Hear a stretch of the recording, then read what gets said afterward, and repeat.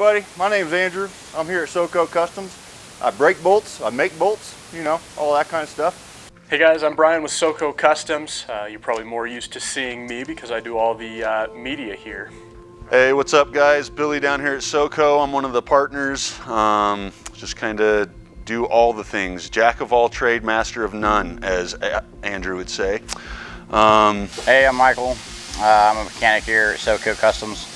Hey guys, Josh Landis, owner of SoCo Customs. What do I do around here? I don't know what I don't do. Well, what I don't do is turn wrenches anymore, I can tell you that. My name is Gary Darvel. I am the GM of SoCo Customs here in Colorado Springs. I was asleep in my bed. I was a sophomore in high school and my neighbor called and I thought she was crazy, so I hung up on her. And she called immediately back, and I believe in my living room we watched the second plane hit live. I can't remember if I was in my living room or if I was at school already. I was at school, middle school in Argonia, Kansas. I was in a truck stop in the middle of Kansas. Don't judge me.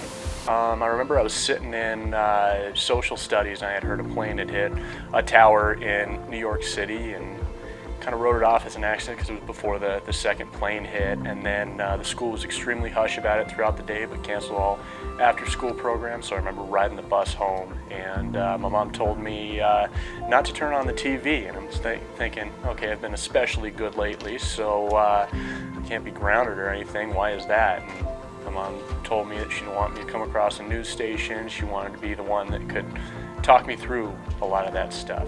Where I was on 9/11 was over at Coronado High School here in Colorado Springs.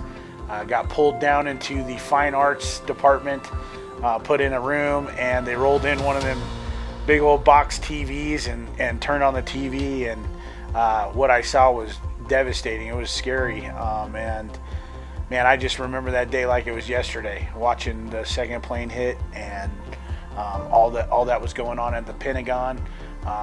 I know being here in Colorado Springs and having Cheyenne Mountain here and all the military installations, they were worried about what was going to possibly happen here.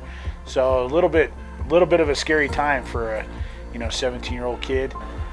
We were living in Texas in a town called Grapevine, and I remember it very clearly. It was a morning, and my mother-in-law and father-in-law were actually staying with us at the time, and we had just had our second child.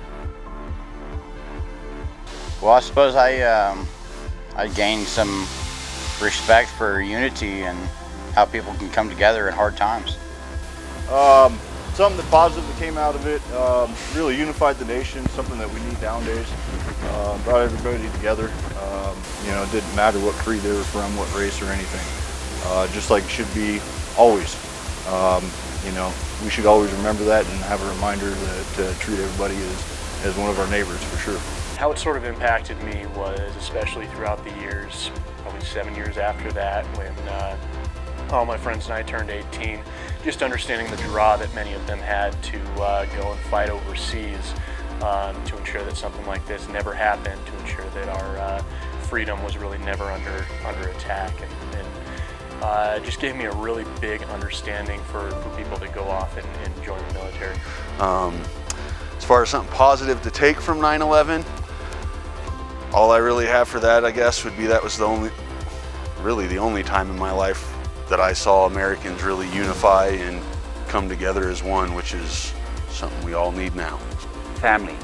Because we hail from Zimbabwe, we really realized the power of valuing your family. And with my mother-in-law and father-in-law being there, we just realized the necessity to really value your family and your friendships, for sure. How 9/11 has affected me in my life, it's given me an appreciation for the people that signed up to go fight for this country. I wish I would have done that. That is a regret I have, but at the same time, I'm where I'm at because this is where I'm at. So, but anyway, it did drive me to appreciate everything that our first responders do. That was the day that I think that I can take away and go, really show the impact that these guys selflessly putting their lives on the line to try and save the Americans in those buildings. Guys, just from the bottom of our hearts here at SoCo Customs, we wish you guys a safe Memorial 9/11. Think about those things. Think about how things had positively impacted you because of this situation.